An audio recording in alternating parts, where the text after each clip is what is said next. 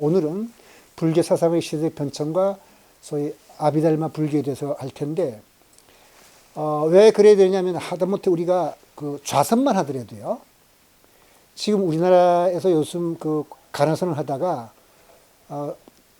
한 20, 30년 전부터 남방 그 상자부 불교에 가서 그 윗바사나를 배워오는데, 우리나라 사람들 제일 많이 가는 데가 미얀마입니다. 근데 미얀마에 있는 윗바사나 수행만 하더라도 지금 현재 그 조사된 것만 하더라도 20가지가 되거든요. 그렇게 다르게 돼 있어요. 그러니까 우리가 그런 거를 대강을 좀 알아봐야 돼서 오늘 강의는 불교 사상이 어떻게 변천이 됐느냐 이걸 하면서 우선 경전은 그럼 어떻게 성립이 됐는지를 살펴봐야 되는데, 여기에 보시다시피 그 지금 저기에 이게 좀 있는데요. 경전이 그 전해진 쪽이 두 가지가 있습니다.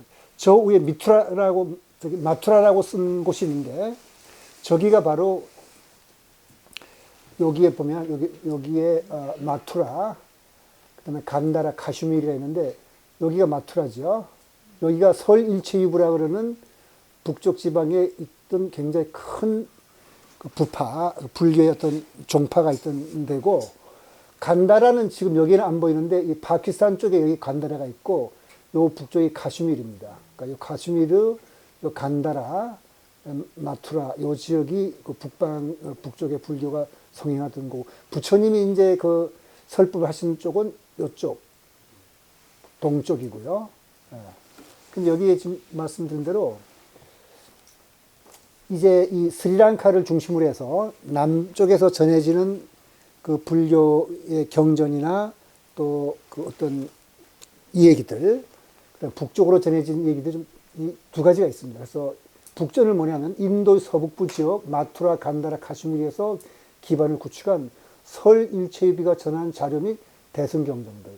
그러니까 우리가 지금 부처님이 초기 말씀을 암경이라고 그러는데, 암경은 북쪽에서 전하는 것은 이 설일체유밖에 없습니다. 설일체유밖에 없고, 그 다음에 대승경전들은 전부 다 북쪽으로 전해진 그걸 북전이라고 그럽니다. 그래서 어디냐면 중국과 티벳, 몽고, 한국, 일본, 그 다음에 티벳까지, 아니야, 티벳이 아니라 베트남까지. 그러니까 베트남은 이게 그 중국 문화권이 돼가지고 베트남, 여기 베트남 빠졌는데 중국, 티벳, 몽고, 한국, 일본, 베트남 등 북방언에 전해진 것을 북전이라고 그러는데, 이것을 산스크리트어로 다 써져 있습니다. 그리고 초기 경전은, 그러니까 부처님이 그 설했다고 전해지는 경전은 산스크리트어로 되어 있는 것은 남아있지는 않습니다. 그 중국 사람들이 그걸 전부 다 그 한문으로 번역을 해놓고 범어로 된 건 다 태워버렸어요. 그건 뭐 왜 그랬는지 모르겠습니다. 그렇게 돼가지고 남아있지 않습니다. 그러니까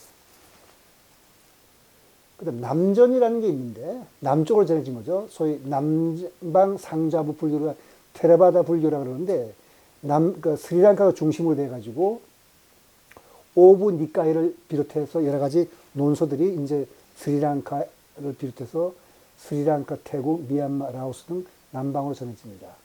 언어는 팔리어로 써져 있어요. 그 팔리어는 어떤 지역에 있었던, 여러분들 그 자료에는 여기가 제가 아침에 보니까 남서부로 되어 있는데 중서부입니다. 좀 고쳐놨죠? 중서부 지방에서 사용하던 방언이니까 대가 요 정도입니다. 요 정도에서 사용하던 언어가 그 팔리어인데,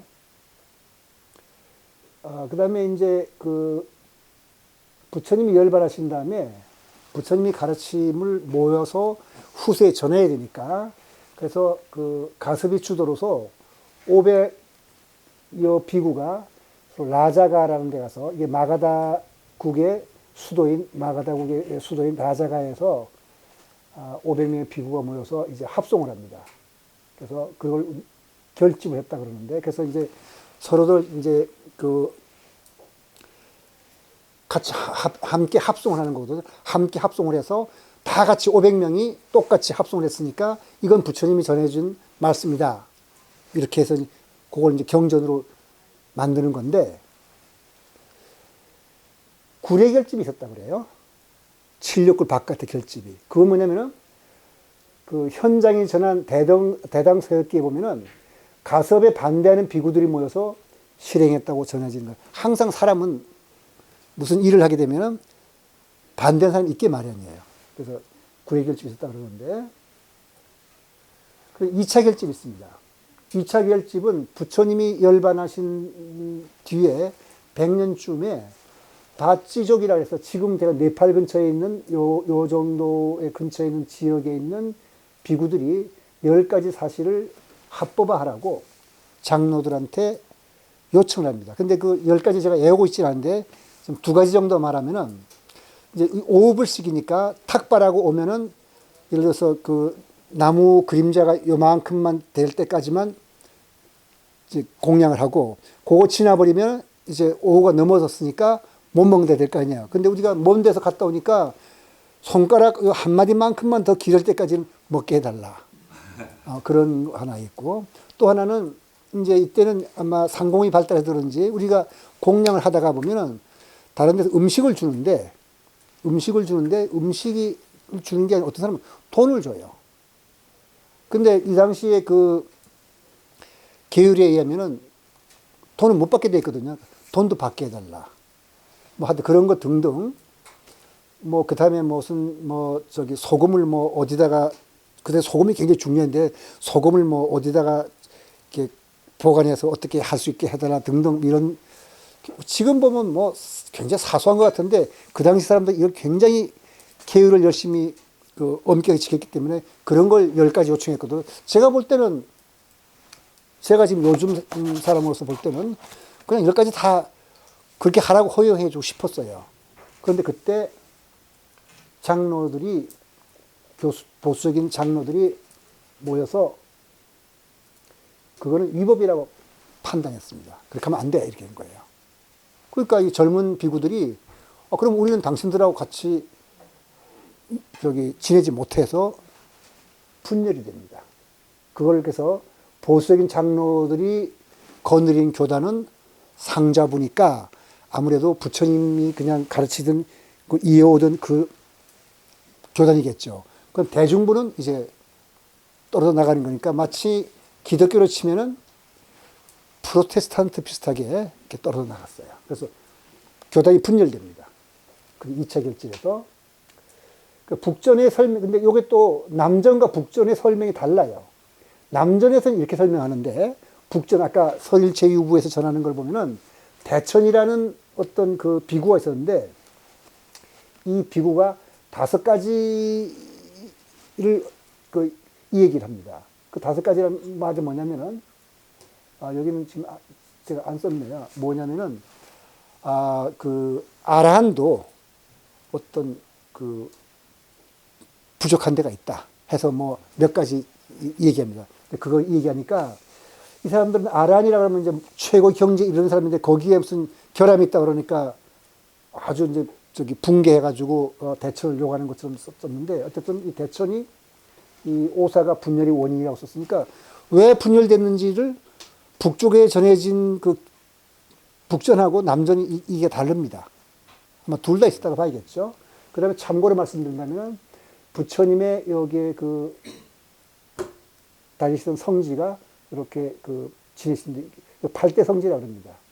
라즈기르가 아까 라자가하고 마찬가지인데 이것이 왕사성이고, 그 다음에 이렇게 쿠시나가르가 부처님이 열반하신 자리죠. 네.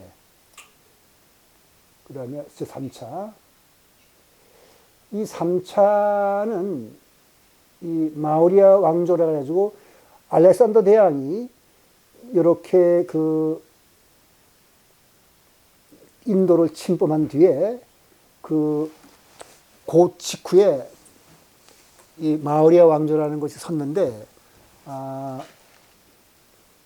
인도 역사상 가장 큰 그 영토를 만든 사람이 아쇼카 왕입니다. 아쇼카 왕에 대해서는 2월달 강의한 때 자세히 말씀드리겠는데, 이 아쇼카 왕 때 그 모갈리 푸타티샤라는 장로가 1000명의 아라한을 모아가지고 부처님의 그 설법을 정리를 했는데, 상자부의 교설만 정설을 인정하고 나머지는 다 쫓아버렸어요.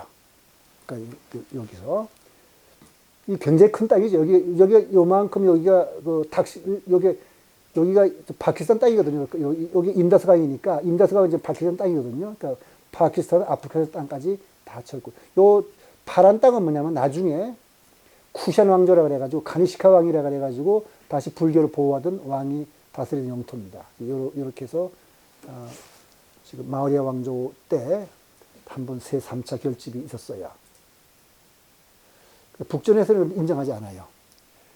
남전에서는, 그러니까 스리랑카를 중심으로 한 남전에서는 이거를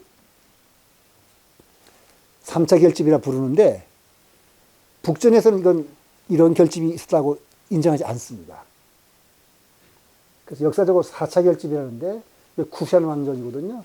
쿠샨 왕조의 가니시카 왕 때 설일체유부를 중심으로 아까 여기 북쪽에 있던 북전을 전한 것이 설일체유부를 하죠. 북전에 전한 것이 바로 이제 가니시카 중심으로 해서 설일체유부를 중심으로 해가지고 다시 불설이 뭐냐를 정리를 했는데, 그래서 대비바사론이라는 엄청나게 큰 논설을 하나 정리를 합니다. 그래서 도서관에 가보면은 어마어마하게 양이 많아요. 크게 저기 니까야보다 훨씬 깁니다. 그걸 완성을 하는데 또 남전에서는 이걸 인정하지 않습니다. 그러니까 공통인 것은 1차, 2차. 그러니까 3차, 4차는 남전과 북전이 각각 인정하지 않는 게 있고요. 남전에서는 이제 또 4차 결집을 합니다. 언제냐면 스리랑카에 바타가마니 아바야왕이라는 분이 계실 때 기원전 29년에 상자부 장로들에 의해서 처음으로 경장율장 논장을 싱할라어로, 그러니까 이게 실론이라 부르는데, 이 실론을 실론 사람들은 자기들을 싱할라이라 부르거든요. 그 싱할라어로, 실론 말로 결정합니다. 참고로 여기 BC라는 거고 BCE라 그랬죠. 이건 왜 그렇게 되냐면은 원래 BC라는 말은 기독교 중심으로 Before Christ라는 뜻이거든요. 그러니까 기원, 예수가 탄생하기 전.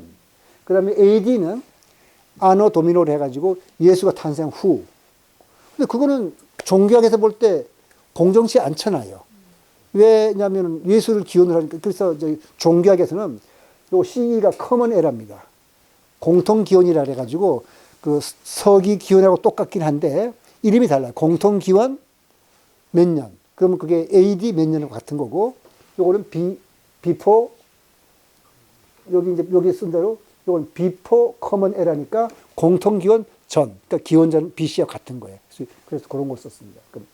29년 상자부 장로들에 의해서 처음으로 3장을 정리를 하고, 그 다음에 430년경에 부타가우사라는 아주 특출난 스님이 나와가지고 이 실론에 가서 이 싱할라어로 되어 있는 경전들을 3장을 빨리어로 번역을 합니다. 남전에서 경전 제작 기록이 기원전 1세기라고 하거든요. 근데 이걸 다 타서 없어져 버렸어요. 여기 아까 여기 그림 보면 촐라 왕국이라는 게 있었는데, 여기 보면은 조금 전에 보면은 여기 촐라 왕국 있죠. 이 촐라 왕국이라는 것은 드라비다인들이 만든 남인도 지역의 어떤 왕국인데, 이 왕국이 또 굉장히 번성할 때가 있습니다. 번성해서 지금 인도네시아하고 뭐 태국, 방글라데시, 미얀마까지 해안 지역을 다 이렇게 영토를 삼을 때 실론도 쳐들어가서 자기 영토로 삼을 때 다 태워버렸어요, 불경을. 이 사람들 힌두교도들이거든요. 네. 그래서 그거 전해진 것이 없어요. 그 사본들 중 가장 오래된 것이 13세기거나 그 다음에 18세기에 다시 베껴 쓴 거예요. 그래서 지금 그런 걸 고려할 때 현재 남아있는 불교 경전 사본으로는 대승경전이 가장 오래된 거예요, 오히려.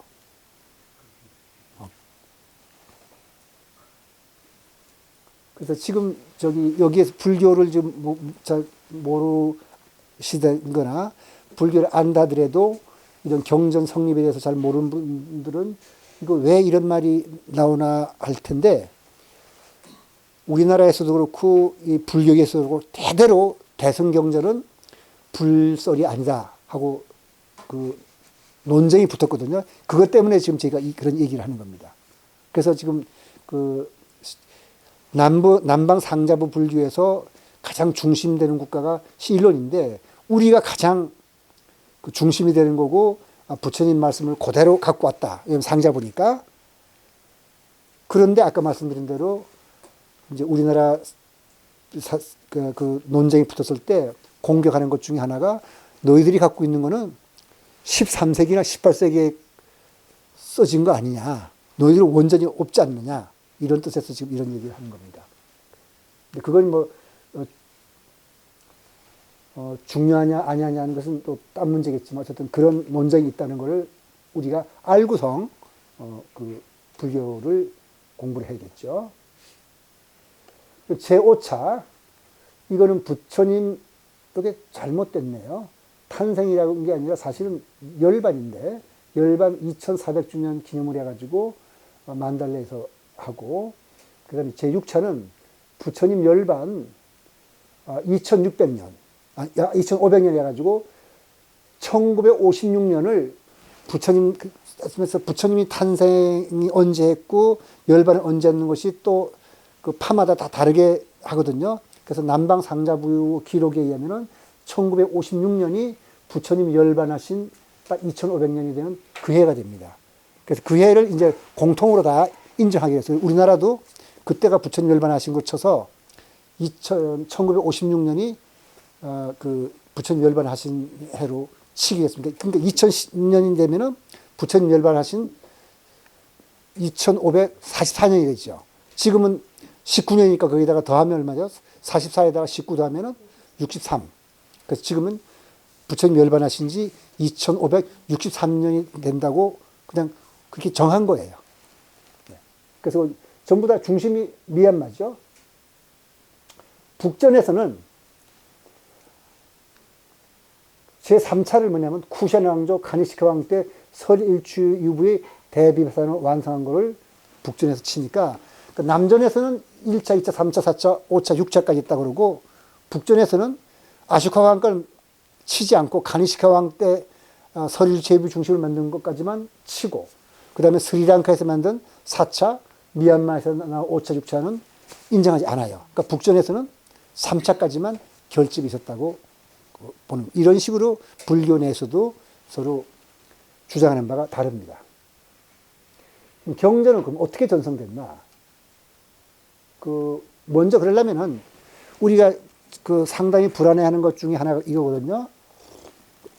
부처님의 그 설법을 문자로 기록한 것은 아까 공통기원, 길어봐야 공통기원 한 1년밖에 안 돼요. 아니, 100년밖에 안 돼요. 기원전 1년밖에 안 되니까 한 부처님 열반하신 분한테 한 500년간, 400~500년간은 그냥 말로 전해져 온 거잖아요.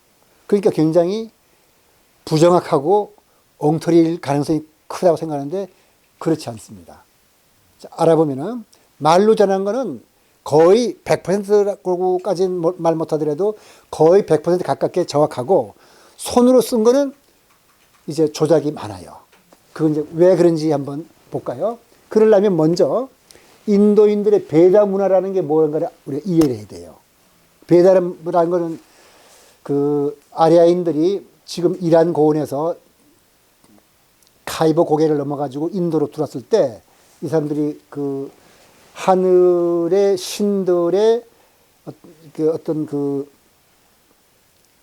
신들과 교감한 것들을 이제 시로 읊은 것이 베다인데, 문장을 변형하는데 한 문장을 이루는 단어를 10가지 방식으로 뒤섞어가면서 외워요. 예를 들어서 한 문장이 만일 A, B, C, D, E와 같은 단어로 진행이 된다면 끊어서 A, B, C, D 끊어서 차례로 외워요. 근데 그렇게 외우는 것만이 아니라 두 개를 붙여서 외워요. A, B, C, D, E처럼 A, B, B, C, A, B, B, C, C, D, D 이런 식으로. 그 다음에 또 한 번 보면은 섞어서 읽어요. A, B, B. 이렇게 A, B, B. 그 다음에 A, A, B.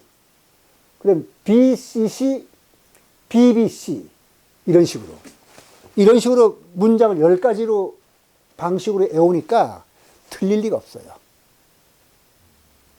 그래서 외우던 것이 한쪽이 틀린다 하더라도 나머지 9가지 방식에서 보면 찾아보면은 그 한 가지가 뭔지 찾아지니까 그래서 구전 문학은 안 틀립니다. 몇백 년, 몇천 년이 지금도 그 인도의 그 힌두교들의 베다는 이런 식으로 외운다는데 그건 틀리질 않아요. 이런 식으로 외우니까. 그러니까 이거 외운다는 건 엄청난 거거든요. 그래서 우리나라도 왜 그 서유기에 보면 삼장법사라고 그러잖아요. 경장, 율장, 논장을 다 외우는 사람. 그건 삼장법사에서 특별하게 높이 치는데, 그러니까 이거 외우는 사람들이 이렇게 존경을 받는 겁니다. 이런 식으로. 그러니까 이건 틀리지 않죠. 그런데 이렇게 외운 거를 수트라라 그래요. 그게 수트라의 의미입니다. 이렇게 아주 그냥 이러한 매우 견고한 구전 전통 속에서 등장하는 문학 장르를 기억해야 하는 이 장르가 바로 원래 의미의 수트라예요. 우리가 보통 요새는 경전을 수트라라 그러는데 원래는 이렇게 해와서 도무지 틀리지 않습니다. 그 다음에 나중에 밀교의 경전을 단트라라고 그러거든요. 그러니까 그 경전도 구별이 돼요. 그 수트라. 그런데 이렇게 구전되던 거를 그 부처님의 설법도 결집에 참여한 아란들이 합송을 통해서 이렇게 그걸 쌍히타라 그러는데 그래서 한 500년 이상 입에서 입으로 전승되어 볼 때는 말씀이 보존하는 측면에서 합송이 정확할 것으로 보여요. 왜 그러냐면은 이렇게 10가지 방식으로 이렇게 이거는 또 여럿이 같이 합성했기 때문에 틀리지 않아요. 근데 문자의 기록은 누가요? 개인이 쓰잖아요. 그러면 뭐 실수로 빠뜨린 것도 있고 자기 맘에 안 들면 고칠 거가 고치고 자기 이해 못 하겠으면 그냥 빼버리고 그러니까 문자의 기록은 개인에 의해서 훼손될 가능성이 있지만 암기에 의한 것은 승가의 공유물이기 때문에 함께 외웠잖아요. 이건 훼손될 가능성이 없습니다. 그러니까 승단은 어떤 발언이 권위가 있는 것이고 그 말이 불설인지를 판단하는 기준을 갖고 있었기 때문에 그 기준에 부합하지 않으면 승단에 의해 폐기될 수는 있었어요. 그러니까 이 말은 우리가 빼버리자. 우리가 부처님 말씀을 다 들었는데 듣고 보니까 우리 그 부파의 철학하고 다르니까 부처님 말씀 중에 몇 개 뺄 수 있지만 새가 만들 수는 없어요. 왜냐면 만들어 놓으면 다 같이 외워야 되니까. 그래서 문자에 의한 기록은 혁신적인 사상이 등장했을 때 승단 전체가 합의하는 과정을 거치지 않고도 또는 승단의 지지를 받지 않고서도 승단 내부에서 누가 써서 유통될 수 있죠. 그러니까 문자로 쓴 것은 이렇게 많이 바뀌게 됩니다. 그래서 지금 세계 종교가 많은데 이슬람을 제외하고는 다 이렇게 바뀌어요. 이슬람은 경전이 바뀌는 것 때문에 이슬람이 그 코란을 그 마흐멧이 한번 이 얘기한 다음에 그 말을 딱 기록해가지고 그는 바꿔서 번역해가지고는 예배를 못해요. 그러니까 무슨 뜻인지 알기 위해서 번역할 수 있지만 한국말로 된 번역한 코란 가지고 이슬람 예배를 못합니다. 왜냐하면 그거는 이 사람들 생각에는 경전의 원래 뜻이 훼손됐을 가능성이 있기 때문에. 그러니까 이슬람을 제외하고 기독교 성경에서부터 불경까지 다 이런 식으로 뭔가 바뀝니다. 그래서 기독교 경전도 찾아보면은 구약에 나오는 단어들이 옛날 단어와 중간에 쓰던 단어와 나중에 쓰던 단어들이 뜻이 다르게 해석이 되는 경우가 굉장히 많습니다. 실제로 다른 종교에 그런 일이 있다는 말은 이슬람을 제외하고는 다 그렇다는 뜻입니다. 그래서 이제 문자를 보면요. 이건 뭐 중요한 건 아니고, 여기서는 그냥 지금 존재하는 인도 최후의 최초의 기록 문자는 기원전 3세기를 넘지 않아요. 그러니까 굉장히 문자를 만든 지가 이게 역사가 깊지가 않습니다. 뭐 한국보다는 깊지만, 한국은 14세기에 만들었으니까요. 깊지만은 중국보다는 훨씬 뒤지죠. 그 다음에 브라미 문자, 인도 대륙 전체에서 쓰던 것으로 기원전 6세기에서 대개 서기 3세기 쓰는데 이거 어디서 나온 거냐면 개통이 원시 가나안 문자니까 페니키아 아람 문자니까 지금 그 중동 지방 아람 문자는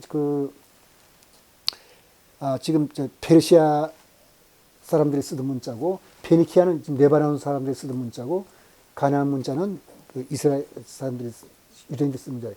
이쪽 계통에서 나왔으니까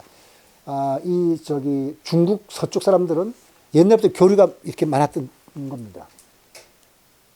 그래서 이렇게 브라미 문자로 쓰인 최초 기록은 아쇼카 왕의 비문인데 아쇼카 왕의 비문은 여기서 보다시피 인도 전역에서 이렇게 발견돼요. 그러니까 브라미 문자를 토대로 남아시아와 중앙아시아, 동남아시아 문자가 탄생해서 우리가 지금 알고 있는 동남아시아 여러 가지 문자들은 브라미 문자가 그 기본이 되는 겁니다. 그러니까 브라미 문자는 또 다양한 시기와 지역을 통해 형태가 바뀌었고요. 그 다음에 19세기 말까지 그럼 석가모니는 실존 인물이었냐? 이게 굉장히 의문이었는데 이 아쇼카 왕의 비문을 통해서 이게 발견되는 거예요. 아쇼카 왕이 이렇게 곳곳에다가 이 사람이 나중에 제가 2월달 강의할 때는 아쇼카 왕이 하겠지만은 아쇼카 왕이 부처님에 대한 기록을 온 곳에 남깁니다. 그래서 이런 석주에 그 부처님에 대한 기록이 나오는데 룸비니 땅에 바로 이 석주가 있어요. 그래서 1890년 그 전까지는 사람들이 부처님을 실존 인물이라고 생각지 않았었어요. 여기 나온 대로 카드가 라나 장군과 독일의 고고학자 휘러가 인도 북부에서 아쇼카 왕의 석주를 발견해가지고 비로소 룸비니의 위치를 확인했는데 그 룸비니는 지금은 네팔 땅이 있죠. 그래서 아쇼카 석주로 인해 부처님이 역사적으로 실존 인물임을 밝히는 확고한 증거를 찾은 셈이니까 이 아쇼카 왕이 굉장히 불교 역사에서는 중요한 역할을 합니다. 그래서 이제 그 가로슈티 문자라는 게 있거든요. 근데 가로슈티 문자는 고대 남아시아, 서북부미 중앙아시아 사용된 문자인데 브라미 문자와 비슷한 시기에 등장해가지고 간다라 지방을 중심으로 인도 북서부 지방이니까 아까 북서부 지방은 어디였죠? 그 설일체 유부가 활량하던 데뿐만 아니라 대승경전이 많이 나오는 출판된 거죠. 그러니까 현재까지 가장 오래된 불경 문헌의 기록은 바로 이 가로슈티 문자로 되어 있습니다. 그 문자의 기록을 불경 문자의 기록은 보면은 간다라 불경은 파키스탄과 아프가니스탄 등지에서 발견된 가로슈티 문자로 기록된 폐엽경들인데 성립 연대는 대개 기원전 2세기로 아쇼카 대왕 시대와 거의 겹쳐요. 그러니까 현존하는 불경 중 편천연대가 가장 오래된 것은 이 간다라 불경들이에요. 폐역경이란 건 뭐냐면 페다라엽이라고 한자로 쓰는데 페다라는 범어, 파트라의 한역으로서 다라수의 잎을 말합니다. 다라 나무의 잎을다가 그 옛날 종이가 없었으니까 거기다 썼어요. 그 불교 경전은 이 다라 나무 잎에 썼기 때문에 이걸 폐역경이라고 하는데 이게 가장 오래된 경전입니다. 가로슈티 문자로 쓴 게 다 대승경전들이죠. 빨리요. 이거는 기원전 29년 상자부 장로들의 처음으로 3장의 문자로 기록이 되는데 이것을 쓸 때는 싱할라였거든요. 그거를 5세기의 붓다고사가 싱할라어 3정을 빨리어로 번역하는데 태국, 미얀마 등으로 전합니다. 스리랑카의 전락으로 원본이 남아있지 않고 과거에는 선립 시기에 가장 오래된 것으로 추측했어요. 그래서 세계 불교학계에 특히 남방 불교를 중시하는 서구 중심으로서는 매우 높은 권위를 쥐고 있었거든요. 그래서 어떻게 되냐면은 부처님이 설법한 것이 빨리어로 지금도 여러분들이 그 불경을 소개한 책들을 보면 어떤 책들은 부처님 빨리어로 말씀하셔가지고 그걸 그대로 쓴 것이 빨리어인데 그건 아닙니다. 부처님이 말씀하신 건 마가더예요. 그 빨리어는 그 당시에 그 중서부 지방에 사용했던 건데 이제 이 5세기쯤 되면은 이 빨리어가 굉장히 넓게 퍼져가지고 아마 그 인도 대륙 전체에서는 마치 그 국제와 비슷해져가지고 붓다고사가 그때 싱할라로 된 것을 빨리어로 번역하는데 이 서구학자들이 그 남방 상자부 불교가 그 상자부니까 바로 부처님의 그 전통을 그대로 이어받은 거라고 생각하고 리즈 데이비스라는 사람이 이 1881년 빨리 성전협회라는 걸 세우면서 이걸 전부 영어로 번역합니다. 그래서 그것이 가장 오래되고 권위 있는 경전으로 서양 사회에 알려졌었죠. 그래서 2009년 우리나라에요. 바로 대승비불설과 니까야만의 진설이 부처님의 진설이고 우리나라가 대승불교인데 그거는 부처님의 설법이 아니다는 논쟁이 있었을 때 국내의 남전 불교 지지자들은 이 점을 강조했어요. 성립시에 가장 오래됐고 세계 불교학계에서 가장 중시하는 거다 강조했는데 요거는 뭔가 조금 잘못됐죠. 왜냐하면 스리랑카 원본은 다 파괴되고 나머지 13세기, 18세기에 다시 베낀 거니까 이걸 과연 어떻게 봐야 되는지 것은 다시 생각해야 될 겁니다. 현재 로마자로 되어 있는 또는 데바나가리라는 것이 여러분들이 보면은 왜 그 산스크리트어처럼 생긴 그 범어 문자 있죠. 그 데바나가리로 기록되어 있는 빨리 경전은 인도에 사용된 문자를 바탕하는 것이 아닙니다. 나중에 다시 베껴서 쓴 거예요. 현재 우리는 빨리 정체에 대해서 잘 몰라요. 빨리 3장 말하는데. 근데 적어도 아쇼카 대왕이 남긴 비문에 인용된 불경 내용과 빨리어의 문헌학적 비교 연구 결과 적어도 빨리어는 석가모니가 활동했던 지역의 인도 동부 방언은 마가다어고 중서부 방언의 요소들이 강합니다. 그래서 어디냐면은 빨리어는 동부 마가다에 사용하던 여기가 마가다가 부처님 활동하던 데인데 마가다어라기보다는 인도 중서부 지방의 소고인 바이사치의 일종으로 여기에 아반티라 그러는데 그 아반티 왕국의 수도 여기 우짜인이라는데 우짜인에서 사용된 것으로 추정됩니다. 여기에 문헌학적으로는 그렇게 추정이 돼요. 그러니까 이게 부처님이 말씀하신 게 빨리어는 아닙니다. 지금 저기에 빨리어 원전이라 해가지고 저도 지금 많이 사다 놨거든요. 근데 그거는 아니에요. 그러니까 현대 언어학자들은 빨리어를 중인도 아리안의 형태로 구분하니까 여기에서 사용하던 언어입니다. 그러니까 산스크리트는 이제 그 바라문들이 사용하는 언어고요. 그러니까 이런 걸 우리가 알고 있어야지 그 빨리 3장은 뭐냐, 대승은 또 뭐냐로 아는데 교단의 분열과 이제 부파는 어떻게 형성됐냐면은 근본 분열을 아까 말한 대로 썼으니까 그 바치족 비구들이 10가지 사실을 합법하라고 요구해서 보수적인 장로들이 유배라 판정하자 교단이 상자와 대종이 분열됐다. 그 다음에 북조는 대천이 오사가 분열이 원인이라고 했죠. 대천이 최고의 깨달음을 얻었다고 하는 아라한도 부족함이 있다고 비난하자 승가의 논쟁이 일어났고 중지하던 사이슈나가 왕이 상자부 승려들을 캐슈미르로 이직시자 교단이 상자부와 대종부로 분열됐다는데 어쨌든 이렇게 둘이 서로 다르게 이야기합니다. 그럼 종합적 판단을 하려면 이렇게 해야겠죠, 우리가. 서로 다르니까 교단에는 처음부터 교리의 이해와 해석에 있어서 보수와 진보로 그 성향을 달리하는 두 파가 존재했고 이들이 대립이 점차 표면화되면서 제2결집 이후 아쇼카 왕이 시대에 이르기까지 원인은 뭐든지 간에 근본은 여기에서 분열됐을 거다. 우리는 이렇게 추론을 해야 되겠죠. 그럼 지말분열이라는 게 또 있어요. 근본 분열이 일어난 후 200년에 300년에 상자부 대중부를 막론하고 새로운 분표가 생겨나는데 이걸 지말분열해서 기원 전후 총 18 내지 20부파 이랬다고 하는데 여기 정확하지는 않아요. 근데 되게 18부라고 파로 하는데 거기에 원래 있던 대중부와 상자부까지 넣어서 20파로 되어 있다는 것이 요새 학자들이 말하는 바입니다. 그러니까 부파의 발생 원인이나 그 계통과 명칭에는 여러 전승 사이에 이설이 있어 일치하지 않아요.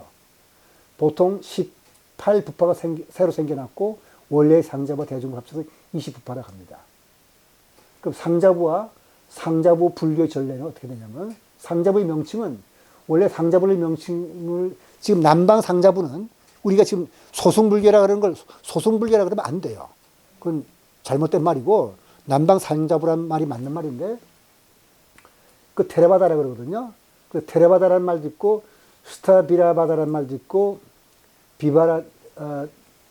붙잡아다라는 말도 있는데, 이건 뭐냐면은 불매로 대중부와 함께 등장한 폰토 상자부는 여기 스트라비아라 바다라 그랬어요. 본토 상자부로부터 다음의 세 파가 분리가 됩니다. 하나가 독자부, 분별설부, 이렇게 설일체유부. 부파불교 시대 가장 융성한 것인데, 이제 이 사람들은, 남방 상자부 사람들은 뭐냐면, 이 본토 상자부에 있는 불경을 그대로 아쇼카 왕이 전해줘서 우리가 이어받았으니까, 우리가 원래 부처님의 말씀을 이어받은 사람들이다. 이렇게 주장하는 겁니다. 그래서 테라바다는 남방 상자부라고 부르는데, 오늘날 동남아시아 국가의 상자부를 뜻하고, 테라바다는 분별설부터 분파된 학파로 공통기원 240년경 이 본토 상자부와 분별설의 전통을 계승한 거예요. 그러니까 마하밤사라는 그 책에는 테라바다는 스스로 분별설부로 불리기를 원했던 기록이 있어요. 분별설부란 말은 뭐냐면, 알겠죠? 분별이란 말은 뭔가 잘 구별한다니까, 이성적 사유에서 말을 잘 그 정리를 한다는 뜻이죠. 네, 그런 뜻이고, 마지막이니까야 안구따라니까 분별론자란 말이 나오는데, 이거는 잘 분별하는 스승이라니까, 이성적 사유로서, 그러니까 철학적으로 우리가 최고 철학자들이다, 이런 뜻에서 자기들이 그렇게 그 부르는 거니까, 이 남방 상자부가 굉장히 자존심이 강한 부파라는 걸 알 수 있을 겁니다. 그러니까 오늘날 동남아 국가에 퍼져 있는 상자부 불교는, 대개 스리랑카는 기원전 3세기에 아쇼카 왕의 아들이자 상자부 장로 마힌다를 보내서 불교를 전파했는데, 마힌다의 누이동생 쌍가미타도 비구니가 되어 신론에 가서 불교를 포교를 했습니다. 왜 그러냐면은, 여자들이 비구가 되고 싶다 그러는데, 남자는 여자한테 비구가 되게 그 기회를 줄 수 없어요. 그래서 쌍가미타가 비구니니까 가서 그 스리랑카의 또 그 왕비의 동생한테 그 기회를 줘서 비구가 만들게 됩니다. 그래서 5세기가 되면서 부다고사를 비롯한 교학자 나타나서 교학의 기초가 튼튼해졌으니까, 미얀마는 11세기 아노라타 왕 제이시의 스리랑카에서 불교를 전합니다. 태국은 1360년 아요타야를 세운, 왕조를 세운 라마티 보디 왕이 왕조 통합을 위해서 실론에서 그 스리랑카에서 승려를 초빙하면서 상자부 불교를 국교로 선포하니까, 스리랑카가 굉장히 우리가 종주국이다, 이런 얘기를 하게 됐죠. 그래서 스리랑카에서 가장 교세가 큰 마하유하라 교단에서는 정법의 순수성이 자기들에게만 전해졌다고 주장하며 아비담마를 최고의 가르침으로 규정하고 있습니다. 그래서 여기 보면은 실론 3장을 아까 싱할라로 되어 있는 것을 부타고사가 그 빨리어로 번역했으니까 지금 남아있지는 않고, 18세기쯤에 로마자가 됐고, 그걸 일본이 남전 대장경으로 다시 또 그 번역을 했고, 버마 3장이 나오고 태국 3장이 나오고, 다 버마 크메르어 버마 로마자죠. 근데 보면은 그다음 티벳은 티벳 말로 되어 있고, 몽골 말로 되어 있어요. 그러지 않은 나라가 한 나라 생각나는 게 없나요? 우리나라죠. 우리나라에는 한글로 된 대장경이 아직 없어요. 우리나라는 그 한문으로 그냥 된 것만. 물론 동국대학교에서 그 대장경을 번역한다 그래서 일부를 번역했는데, 암경은 번역하고 뭐 몇 가지 번역했지만 아직 우리는 이 경전을 번역을 우리말로 번역을 못했습니다. 그리고 부족한 데가 있고요. 그러니까 이게 다시 번역을 해야 돼요. 부타고사라는 분은 굉장히 그 대승불교에 나중에 우리가 그 나갈주나를 얘기할 텐데, 나갈주나만큼 그 위대한 승려가 부타고사인데, 남방 상자부 불교 위대한 승려로서 불경을 빨리어로 번역한 것 외에도 경전이 주석가로 유명해가지고 청정도론이라는 논설을 썼어요. 여기 한번 보면 재밌죠? 부타고사 말 볼까요? This anger that you enter is the gnawing at the very roots of all the virtues that you guard. 썩낸다는 거는, 탐진치 중에서 진심을 말하는 것은 당신이 지켜온 모든 덕의 뿌리에서부터 갉아먹는 거다. 그러니까 썩내지 말아라. 항상 온화한 표정과 너그러운 마음으로 이렇게 받아들이는 그런 말을 한 사람인데요. 부처님도 이런 말씀을 법국경에 나오죠. 그는 나를 미워했다 이런 말을 나오는 게 거기 그 말인데 불교 사상의 시대적 구분을 이제 한번 볼까요? 종교 창시자의 가르침이 아무리 신성시대더라도 그 가르침에 대한 이해는 시대가 변하고 인지가 발전에 따라 달라지게 마련이에요. 그래서 많은 종파가 생기는 건 어쩔 수 없거든요. 그 학자에 따라 의견이 다르긴 하지만 인도의 불교는 대략 교리 해석의 차이나 특징에 따라서 이렇게 초기 불교, 아비달마 불교, 초기 불교, 대승불교, 후기 불교, 밀교로 나눕니다. 그 남방 상점은 어디에 속하냐? 요 두 개의 전통을 그대로 순수하게 이어받은 것이 남방 살자는 불교라고 그러는 거죠. 자기들의 주장이. 그러니까 초기 불교는 뭐냐면은 교단이 분열되기 이전 불교, 즉, 부처님이 열반하시기 전까지 100년까지 불교니까 사람에 따라서 이거를 근본불교, 원시불교라고도 부르긴 한데, 그냥 초기불교라고 부르겠습니다. 교리는 영기와 중도와 사성제 3법이 있는데, 여기 한 가지 공이란 말을 뺐죠. 없죠. 왜 그러냐면, 공이란 말은 대승불교의 개념입니다. 그러니까 여기 제가 일부러 뺐거든요.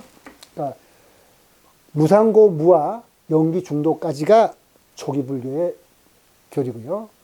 세상을 5원 12처 18개로 설명을 합니다.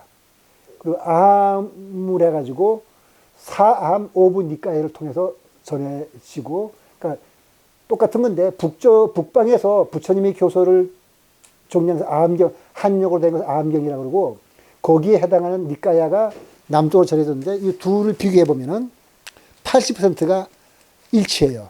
그러면 부처님의 말씀이 대개 뭔지는 짐작할 수 있는 거죠. 그 아비달마 불교는 뭐냐면, 아비는 다음 달에는 제가 아비달마가 아니라 아비달마를 얘기할 텐데, 여기서 아비달마를 얘기하겠어요. 이 아비달마는 범어입니다. 아비달마는 빨리 오고. 그 뜻이 달라요. 아비달마하고 아비달마가 조금 의미가 다르게 해석하는데, 아비는 영어의 아바우스 생각하면 돼요. 무엇에 관해서. 그래서 아비는 무엇에 대한 뜻이고, 그 다르마가 법입니다. 그래서 법은 산스크트의 달마를 가리키는 말로서 아비달마라고 하면 법에 관한 연구라는 뜻에서, 아비달마 불교라면 부파 불교라고도 우리가 하는데, 이 당시 사람들은 뭘 했냐? 남방 불교에서는 빨리를 사용해서 아비달마라고 번역해서, 남방 불교에서는 아비를 뛰어난 으뜸이란 뜻으로 사용하게 돼요. 뜻이 좀 다르죠. 많은 부파가 저마다의 교리를 내세우고 많은 성과를 거뒀다 할 수 있지만, 크게 세력을 떨친 것은 설일체유부입니다. 북방에 전해진 거. 유부에서는 모든 존재를 분석하여 모든 존재들이 오이치수법의 구성 요소들로 구성되었다고 보고, 법체 항류 3세 신료라. 이게 뭐냐면은, 법은 항상 존재한다. 그러니까 과거, 현재, 미래를 거쳐서 법은 존재한다. 진리만 존재한다고 한다면은 맞겠는데, 그게 아니고 사물의 구성 요소에서는 사물의 구성 요소거든요. 예를 들어서 우리가 오온이 색, 수, 상, 행식이, 오온은 물질이잖아요. 물질의 기본 요소가 항상 존재한다니까 부처님의 우리가 법하고는 좀 다르죠. 그렇게 존재하지 않는다는 게 부처님 법이잖아요.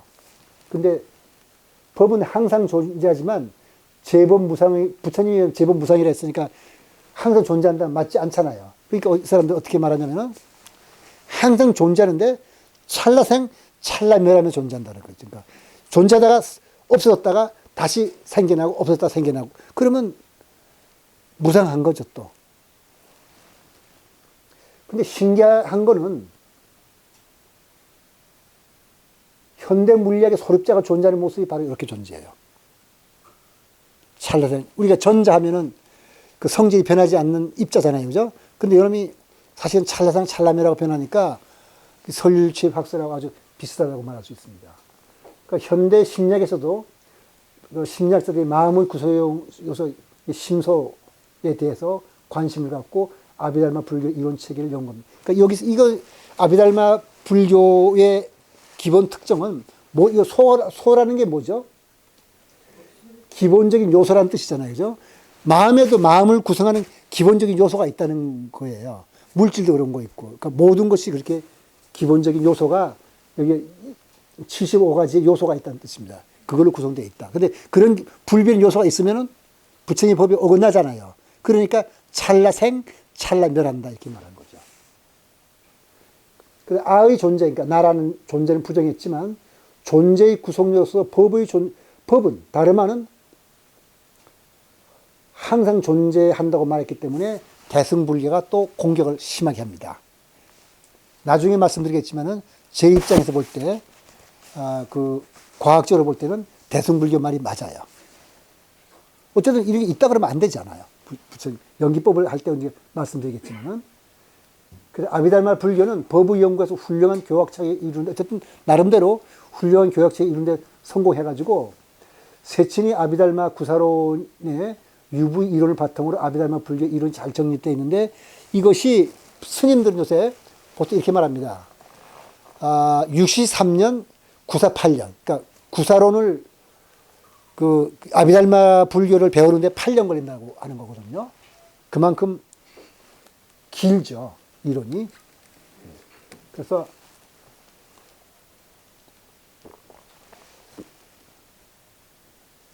문제점은 뭐냐면 아비달마의 교육체가 아무리 훌륭하다고 하더라도 그 내용이 워낙 방대하고 난해했기 때문에 일반 대중이 접근하기 어려워. 자, 출가한 스님들이 8년이나 걸려서 공부해야 되니까 보통 사람이 여기 어떻게 이거를 이해하겠어요.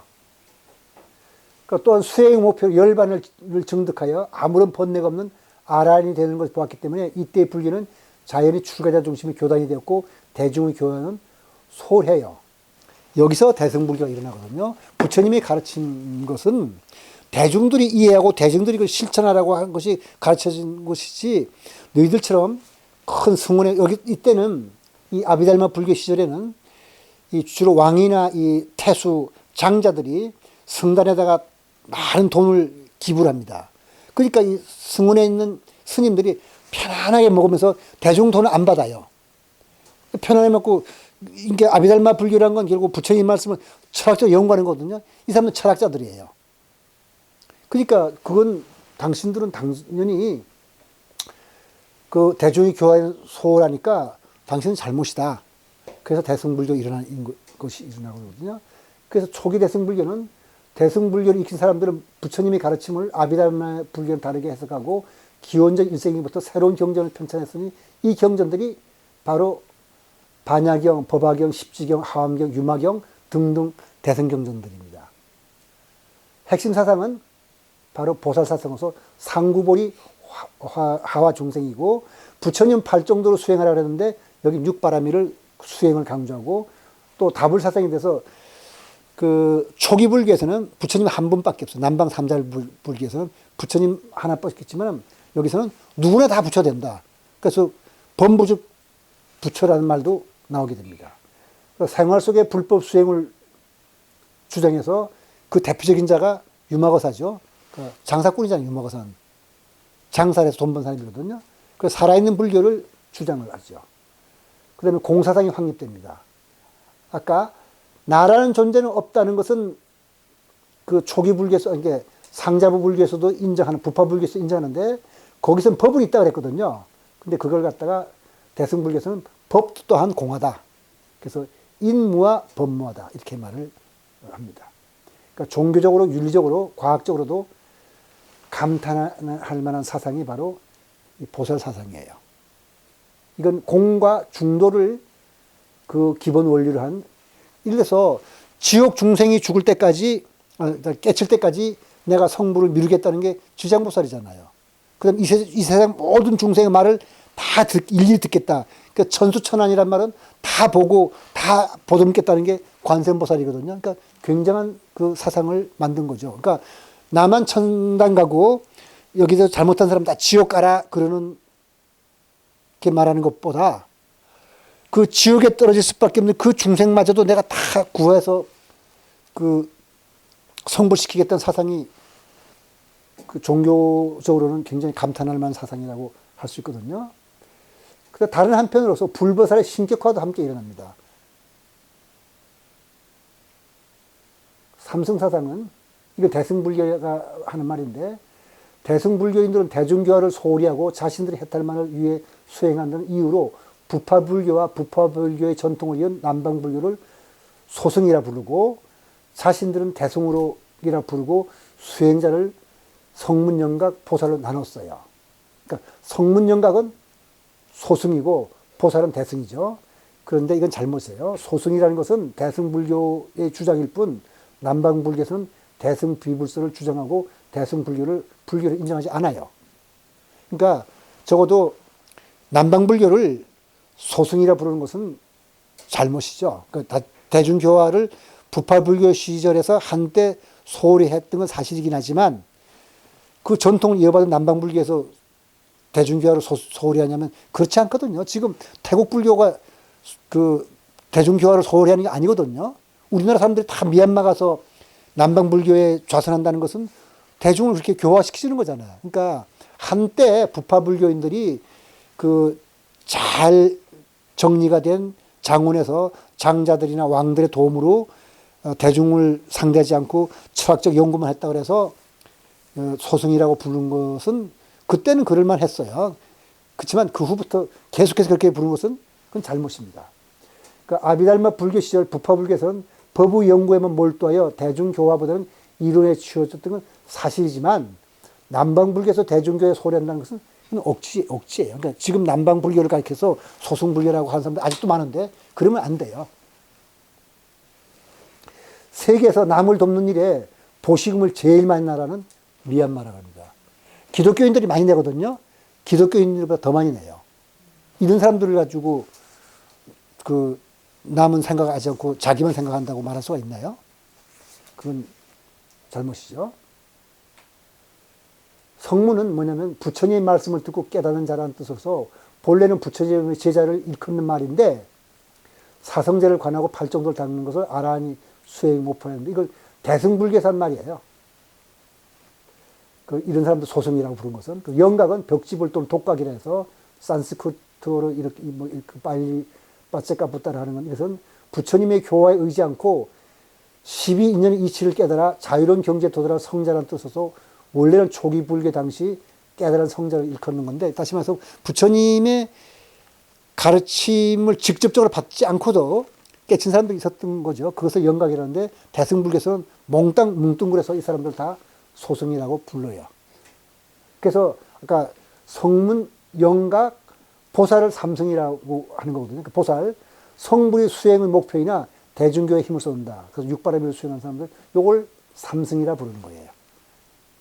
그러니까 후기 대승불교는, 초기 대승불교 운동은 불법 수행을 대중과 함께 생활 속에 하겠다는 뜻에서 출발했으나 시간이 흐름에 따라 그 교리를 정교하게 다듬지 않을 수, 왜 다듬지 않을 수 없냐면 힌두교와 교리 논쟁에 붙이고, 또 남방불교하고도 그 다른 부파하고도 교리 논쟁을 붙어 하다 보니까, 다른 종파나 힌두교의 사이에 교리 논쟁이 있다 보니까 대승불교의 사상마저도 엄청나게 번잡해져요. 그러니까 기원 후 2세기에 그 나갈주나가 나와서 공과 중도 사상에 입각하여 대승불교 교리를 정교하게 다듬어 대승불교의 기본 철학을 확립했습니다. 이때부터 대승불교가 크게 흥했어요. 그래서 대승불교의 대표적인 사상을 중간학과 유식학이라고 그러고, 용수 이후의 대승불교를 후기 대승불교라는데, 후기 대승불교인들이 그 교리를 정교하게 다듬다 보니 후기 대승불교는 부파불교 이상으로 이론적으로 복잡하고 난해하게 됐습니다. 지금 대승불교 그 논설을 다 읽으려면은 정신이 헷갈려서 읽을 수 없이 돼버려요. 이렇게 되는 거예요. 그래서 다시 또 녹아나는 게 밀교입니다. 이게 티베트 불교 대표가 밀교인데, 밀교는 현실 있는 그대로 긍정하는 거예요. 그러니까 이 사람이 존재하는 모든 것은 다 존재할 이유가 있다고 보는 거예요. 그래서 불교 교리를 대중이 즉각적으로 이해할 수 있도록 이론보다는 다라니, 진언, 만달라, 수인 등 상징 체계로서 그 교리를 나타내고 주고, 밀교 수행은 신밀, 구밀, 의밀 해가지고, 신밀이라는 것은 그 뭐냐면은 우리가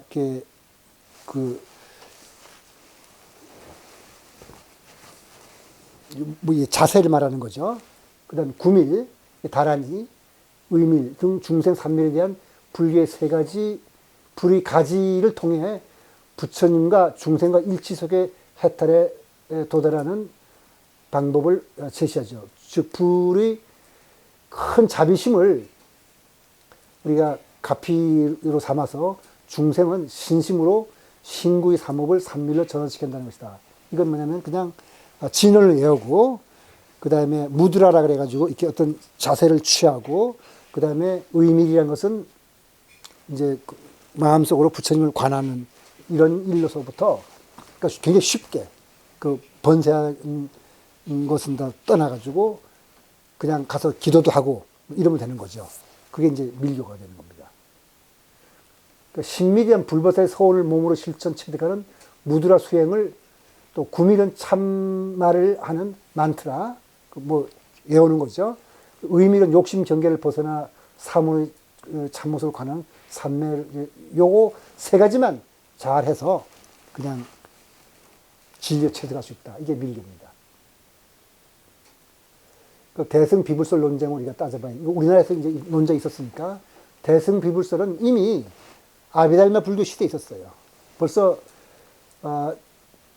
공통기원 4, 5세기의 세치는 대승경전이 불스님이 진설이 아니라면 각 부파가 소자가 있는 경전도 부처님이 진설이 아니라고 논박했어요. 왜냐하면 그 다음에 18세기 일본의 도미나가 나카모토라는도 대승경전은 부처님의 설법이 아니다. 우리나라에서도 2009년 니카야는 부처님의 진설이고 그거 진설인가 아닌가 하는 문제로 학자들 사이에서 대논쟁이 있었습니다. 그 대승경전이 부처님의 진설이 아니라면 바로 같은 이유로 니카야도 진설일 수 없다는 주장이 상당수 학자들의 지지를 얻었지만 이 논쟁이 아직 끝난 건 아니에요. 대승경전이 어떻게 출현한지 아직 아무도 몰라요. 그런데 니카야는 왜 니카야만은 부처님의 진설이라고 할 수 있냐면 아까 말씀드린 대로 진설이 있었거든요. 있어서 그게 아슈카 왕을 통해서 스리랑카에 전해졌어요. 마힌다 상가미타를 통해서. 그래서 그걸 싱할라로 썼어요. 근데 그 부타고사가 빨리어를 번역했거든요. 그거 남아있었으면 진설이라고 할 수 있는데 그게 타버렸어요. 근데 그게 이제 저 태국이나 미얀마로 가서 태국말 미얀마로 썼다가 나중에 13세기, 18세기에 다시 빨리어를 번역했으니까 거기에 뭐 섞여서 들은 거 빠진 거 뭐 많지 않겠냐 이렇게 된 거죠. 그렇지만 어쨌든 이건 확실하죠. 어떻게 니카야가 지금처럼 되어 있냐는 것은 확실하잖아요. 그 대승경전은 어떻게 출현했는지 아무도 몰라요. 적어도 베껴왔던 니카야는 부처님 말씀을 전해진 것을 기록했다가 타서 없어지고 그거를 미얀마나 태국에서 번역한 것을 다시 빨리어로 번역했으니까 이게 2중, 3중으로 번역됐으니까 뭐 빠지고 흩어진 게 많았을 거다고 생각이 들지만 어쨌든 어떻게 해서 니카야가 지금 나와 있는지 우리가 알거든요. 대승경전은 그걸 몰라요. 그래서 대승비불설인 거예요.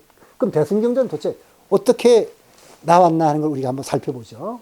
대승경전이 부처님의 친설이라는 주장도 있어요. 어디에 있냐면 증일아함경에 있어요. 그 대지도론에 있고 거기에 보면 대지도론은 제 권 10회에 부처님 인멸 후 문수와 미륵 등 여러 보살이 안하는 입구서 대승을 결집하였다는 말이 있어요. 그래서 대승경전은 보살과 신들에 의해 은밀히 보관되어 왔는데 불멸 후 500년경에 용수등 보살이 출현해 깊은 바다에서 건져놨다. 믿어집니까? 근데 또 그럼 반대로 물을게요. 그럼 이 사람들은 바보인가요? 이렇게 주장하는 사람들은. 자, 우리는 이렇게 말하면은 그러니까 용수가 그 바닷속에 들어가 용궁에 가서 거기에 보관되는 걸 끄집어냈다고 와요. 그렇게 말을 해요. 그 다음에 어떤 철탑에 있는 걸 끄집어냈다고 말하니까 전설같이 들리잖아요. 근데 그렇게 주장하는 사람들은 바보겠냐고요. 그것도 한번 생각해 봐야죠. 그 사람들은 바보가 돼가지고 이 보살과 신들이 보관하고 있다는 말을 했겠느냐. 무착은 이게 이제 세친의 그 바스반두의 형인데 무착, 세치, 청변 등 대승의 논사들이 대승경성이 부처님의 친서임을 주장합니다. 그리고 이 무착은 어떤 사람이냐면은 유식을 초기 유식을 그 섭대승론이라는 해서 유식학의 토대를 마련한 사람인데 이 사람이 그 도솔천에 가서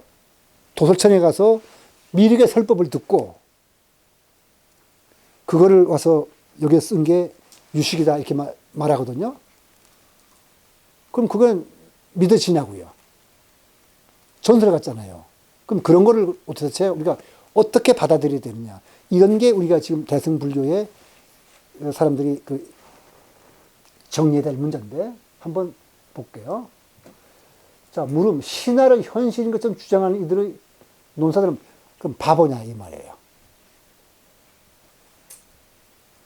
근데 실제로 니까야를 보면 저기 니까야가 지금 전부 내부가 있는데 왜냐하면 조금씩 다르게 쓸 수 있기 때문에 한국말로 번역한 게 두 부, 영어로 번역한 게 또 두 부가 있는데 부처님이 전신이나 하늘 사람을 만나 설법하는 장면이나 신통력에 관한 이 얘기는 니까야와 아함경 같은 초경전에 많이 나와요. 부처님 설법에 보면은 뭐 정령도 나오고 뭐 굉장히 많이 나옵니다. 이들 경전에 저는 이 얘기는 그럼 누가 편집한 걸까? 니까야가 진설이고 아함경이 진설이라면 거기에 나오는 이 천신이나 범천이나 정년들 이 얘기는 우리가 어떻게 그러면 해석해야 돼요? 그럼 거기에 정령이 나오는 건 진실이고 대승경전 가져온 것은 보살이나 천신은 웃어버리면 뭐가 앞뒤가 안 맞잖아요. 니까의 천신들 얘기는 엄청나게 많이 나오거든요. 그럼 니까에 나오는 천신들을 인정한다면 대승경전을 가져온 천신도 인정하는 게 공정하잖아요. 만약 대승불교 천신을 부정하겠다면 니까에 나온 천신도 부정해야겠죠. 그렇게 되면 니까야도 쓰레기가 되겠죠. 이렇게 맞물리는 거예요. 그러니까 이렇게 그 논쟁이 2000년 동안 끝나지 않은 건 그런 이유가 있기 때문이에요.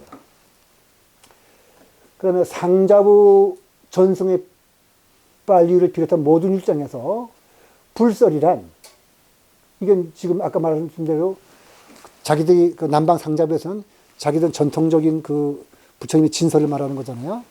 그걸 일장에서 불설이란 불타가 전한 성문 선인 천인 변화인이 설한 것이라는 말이 많이 나와요. 그렇지만 인간 아닌 존재가 여기에 무지하게 많이 나와요. 그럼 오늘날 현대인이 경험하는 세상이 그럼 세상의 전부인가 한번 생각해 보자고요. 우리가 보는 세상이 다인가? 우리가 어쩌면 못 보는 게 아닌가? 옛사람들은 깊은 선정 가운데 오늘날 우리보다 더 넓은 세상을 보았던 것이 아닐까 우리가 한번 생각해 볼 수가 있죠. 예를 들어서 기독교 얘기도 보면은 천사들을 봤다는 얘기가 많이 나오고 그 이슬람교의 마호메트의 히라산 동굴에서 명상에 잠겼을 때 천사 가브리엘이 나오잖아요. 그러면 우리가 이 하늘나라 얘기 이런 것들은 지어낸 게 아니라 어떻게 마음이 맑아지거나 수행을 하게 되면 못 보던 걸 볼 때 그런 세계도 우리가 보는 것이 아닌가 하고 한번 생각을 바꿔볼 필요가 있잖아요. 그러니까 물론 이건 다 신화라고 해가지고 대승경전을 가져온 신들이 지어낸 거니까 버리자 그러면 니까에도 버려야 되죠. 그럼 기독교 경전도 버려야 되고 그 이슬람의 히라산 동굴에서 가브리엘을 만나서 그 모함에서 깨뜨렸다는 것도 다 버려야 되죠. 그럼 우리가 사는 세상은 이제 과학이 말하는 세상밖에 안 남는데 그것만이 다인가? 이런 거 우리가 한번 생각을 해봐요. 진지하게. 그 명상 속에서 부처님을 칭견했던 설이 있어요. 이거는 폴 윌리엄스하고 앤서니 트라이브라는 영미계통 학자가 인도 불교 사상이라는 데 보면은 거기에 여러분들이 뭐 흥미가 있으면 확인해 보라고 해서 내가 놓은 건데 불수념이라는 공통적인 수행이에요. 불수념은 뭐냐면은 부처님을 마음속에 생각하는 거죠.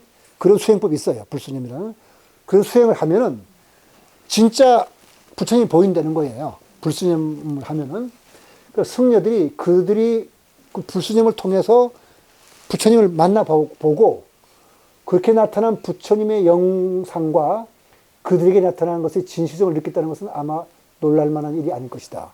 이거는 어떤 생각이냐면은 기독교에 전파시킨 것이 사실은 사도 바울이거든요. 사도 바울은 다마스커스를 가는 중에 예수를 만나죠. 그렇게 만나는 거나 부처님, 불교 승려들이 명상 속에서 부처님 만난 거, 그게 있을 수 있는 얘기다. 명상을 통해 몇몇 수행자들에게 여전히 살아계신 부처를 친견하고 새로운 가르침, 아마 대승경전 자체를 받는 것은 가능하다고 느꼈으면 확실하다고 보인다. 그건 이 사람의 생각인 거예요. 이런 설이 있는 거예요. 이건 제가 맞다고 여러분들한테 말씀드리는 게 아니라 대승경전이 어떻게 나왔냐에 대해서 이런 얘기들을 지금 있다는 걸 말씀드리는 거죠. 그 불수념은 마음속으로 부처님을 지속적으로 관상하는 명상법으로서 반주 삼매경에 보면 부처님이 현존하는 삼매라는 뜻으로 반주 삼매를 말하는 거예요. 그 다음에 안구따라 니까야와 증일 아함경에서는 불수념을 얘기해요. 니까야에서도 만약 어떤 비부가 결가부자로 앉아서 전면에 집중하여 염하며 다른 생각하지 않고 오로지 부처님을 염하면 열의 형상을 볼 수 있다. 그 부처님을 만나볼 수 있다는 거죠. 그러니까 부처님을 만나보고 그때 쓴 게 대승경전이다. 이렇게 생각하는 거죠. 그러니까 아까 다시 한번 여기서 강조하면은 그런 설이 있다는 걸 말씀드린 거지 그 설을 제가 지지한다는 건 아니에요. 대중부에서 편찬. 그러니까 양회인안이라는 중국 사람이 대만 사람이에요. 불교 사상서에 보면 아까 말한 대천 이 제자들에게 총명한 사람이 있다면 경을 지어도 좋다고 격려했다고는 말이 나와요. 거기에 이게 경전의 대정장 이게 근거를 이게 대고 있습니다. 그러니까 삼론 현의검 유집에 보면 그런 말이 나왔다는 거죠. 그럼 징서는 위의 삼론 현의검 유집에서 대중부는 화엄, 열반, 승만, 유막, 금강, 반야의 대승경전을 인용한다고 적고 있는데 대천이 말하길 이렇게 말했다는 거예요. 자기 제자들한테. 부처님이 살아계실 때는 천인과 사부대중 등 제자들이 설한 것이라도 부처님이 그거 맞다고 인정하면은 안한하게 수지에게서 그걸 다 경이라고 불렀다는 거예요. 꼭 부처님 말씀하신 것만 경이 아니라 부처님 옳다고 인정한 것만 다 경인 거예요. 그러니까 너희들도 경을 저술한다면 자유롭게 경을 써라. 그러니까 대천의 제자들이 이거는 부처님의 교설에 맞다고 생각하고 마음대로 썼을 거다 하는 것이 양해인안의 생각입니다. 그러니까 대중부는 아까도 말씀드린 건 진보적인 파잖아요. 진보는 좀 혁신적인 생각을 했을 거다. 물론 제가 이걸 지지한다는 것이 아니라 이런 의견이 있다는 걸 말씀드리는 거죠. 구례결집이라는 말이 또 있어요. 또 대당세엽기 9권이니까 현장이 인도를 방문했잖아요. 그때 한 말인데 바가사 등 가섭의 결집에 찬성치 못한 제자들이 구례 결집을 했다는 말이 있어요. 거기서 나온 것이 대승경전. 그러니까 불탑신앙에서 출발했다는 말도 있어요. 배경은 출가자는 왕이나 부유한 장자들로부터 보시를 받아 생계를 걱정하지 않고 법을 연구하고 참성도 수행에만 전념할 수 있었어요. 그 당시에 그 부파불교 시절에는 제가자는 출가자처럼 계율을 지키기도 힘들었고 생계를 위해 노동을 해야 하므로 참선하는 것도 여의치 않았어요. 이들은 신통자제한 불보살의 자신을 구해내지 바랐거든요. 이들에게 부처님이 얘기를 들려준 참불승들이 대중에게 도움이 되는 새로운 경전을 편찬했다. 거기서 대승불교가 나왔다는데 이건 조금 얘기하자면은 부처님이 열반했을 때 몸에서 사리가 엄청나게 나왔다 그래요. 몇 마리 나왔다 그러는데 그거를 각 나라에서 전쟁이 벌어질 뻔했어요. 전쟁이 벌어질 뻔해서 실력이 있는 그때 바라문들이 중재를 해가지고 힘 있는 나라 8나라가 그걸 공평하게 8토막으로 나눠서 자기네 나라 가서 탑을 세웠습니다. 이렇게. 나중에 아쇼카 왕은 이제 인도를 통일한 다음에 그 탑에 있는 또 사리를 다 또 뽑아내가지고 말로는 84,000개 세웠다는데 설마 84,000개까지 되겠어요? 8,400개도 많을 것 같은데 어쨌든 그래서 전국을 이렇게 흩어놨다는데 어쨌든 처음에 아슈카왕이 나오기 전까지는 8개의 탑이 큰 게 있어요. 그건 지금 근데 부처님은 분명히 뭐라 했냐면은 자기를 신처럼 받들지 말라 그랬어요. 부처님은.